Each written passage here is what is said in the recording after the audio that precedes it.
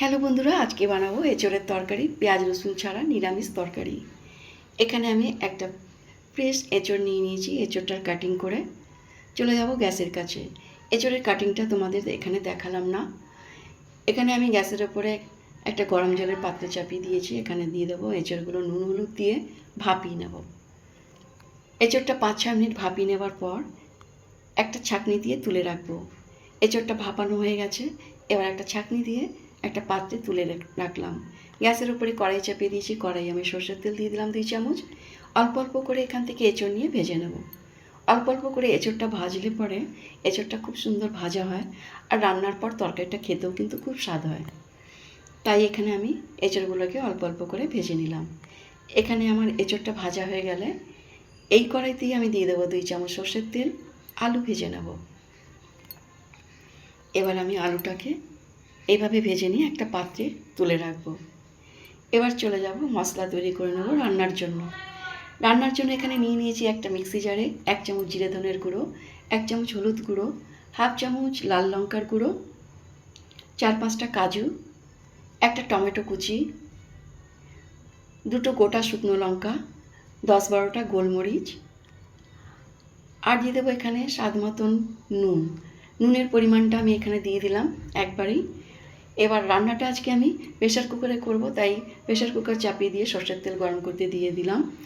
এবার একটা ফোড়ন দেব, গোটা জিরে, তেজপাতা, দারচিনি। ফোড়নটা ভাজা হয়ে গেলে এখানে দিয়ে দেব বাটা মশলা।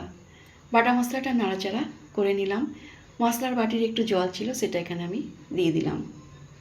এবার নাড়াচাড়া করে নিয়ে মশলাটাকে 1 পিঞ্চ দিয়ে দেবো হিং। হিঙের স্বাদটা এই নিরামিষ তরকারিতে ভীষণ ভালো লাগবে। আর এখানে নাড়াচাড়া করে নিয়ে এবার দিয়ে দেবো ভেজে রাখা আলু ও এঁচোড়। এবার খুব সুন্দর করে 5-6 মিনিট ভেজে নেব।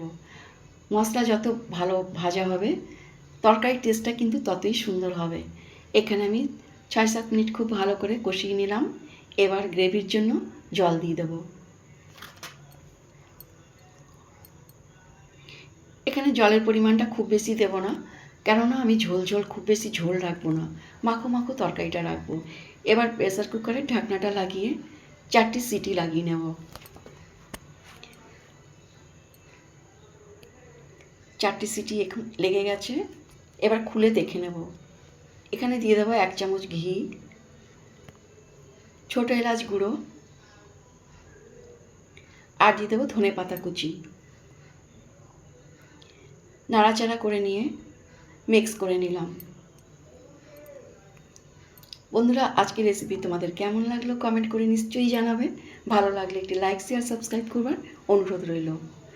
আমার আজকের রেসিপি নিরামিষ এঁচোড়ের তরকারি একদম পারফেক্ট তৈরি হয়ে গেছে বন্ধুরা।